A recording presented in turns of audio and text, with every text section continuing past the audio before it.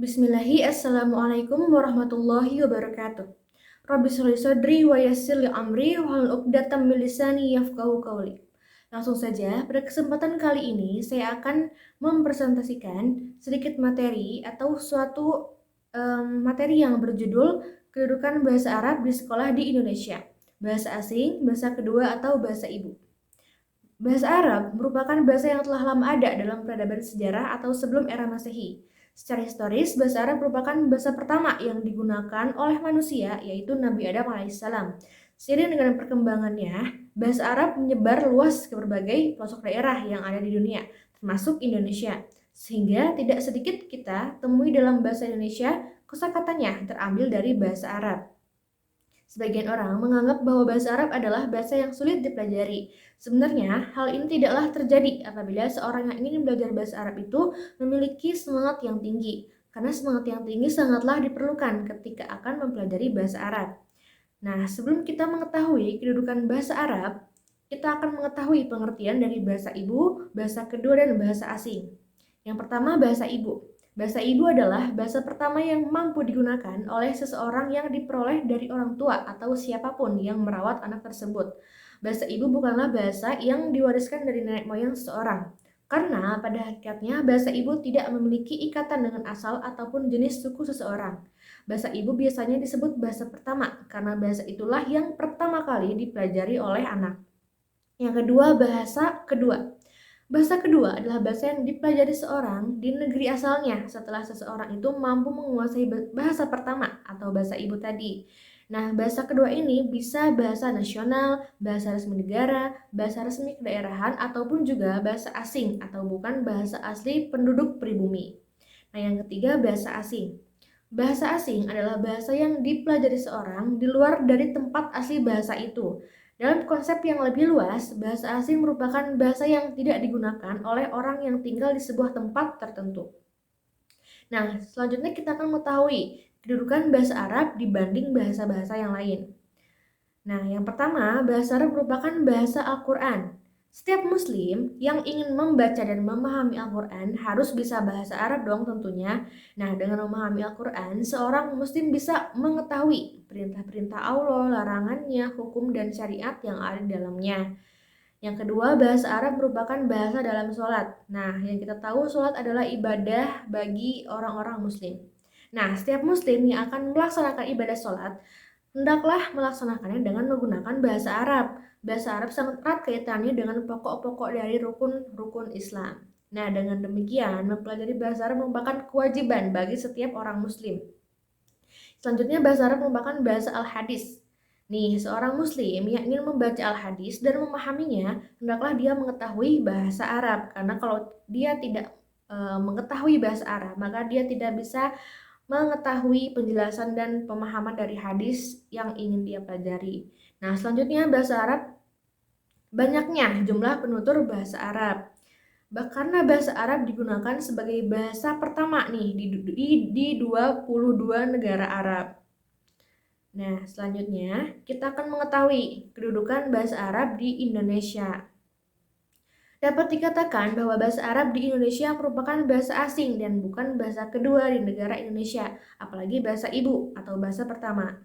Walaupun sebagian kosakata tertentu terambil dari bahasa Arab. Bahasa asing di Indonesia adalah semua bahasa, kecuali bahasa Indonesia, bahasa-bahasa daerah, dan bahasa serumpun Melayu.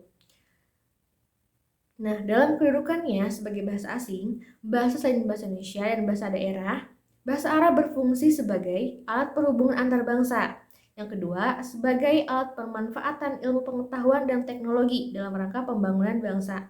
Yang ketiga, bahasa Arab merupakan bahasa agama Islam. Dalam hal ini, bangsa Arab berfungsi sebagai alat untuk meningkatkan intensitas penghayatan dan pengalaman ajaran agama Islam dalam rangka pembinaan kepribadian luhur bangsa. Karena mayoritas bangsa Indonesia beragama Islam. Sumber pokoknya ajaran Islam yaitu Al-Quran dan Al-Hadis yang kita sama-sama ketahui kedua-duanya itu berbahasa Arab, menggunakan bahasa Arab. Maka mempelajari bahasa Arab bagi kaum muslimin merupakan kewajiban atau kebutuhan utama. Nah, gitu. Selanjutnya, kita akan mengetahui penjelasan dari kedudukan bahasa Arab di sekolah di Indonesia. Nah, maksudnya bahasa Arab memiliki kedudukan tersendiri di sekolah-sekolah yang ada di Indonesia yang dapat dibedakan menjadi dua kedudukan.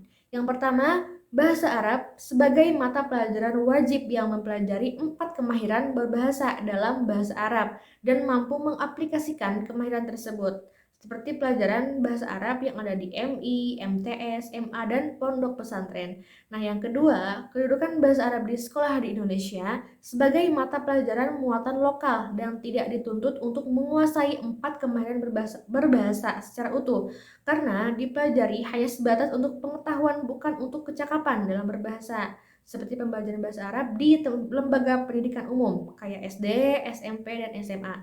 Nah, di poin kedua ini, bahasa Arab dipelajari hanya untuk sebagai pengetahuan saja, bukan untuk diterapkan, bukan untuk diaplikasikan. Jadi kalau di lembaga SD, SMP, SMA itu sebagai pengetahuan saja, bukan untuk kecakapan dalam berbahasa.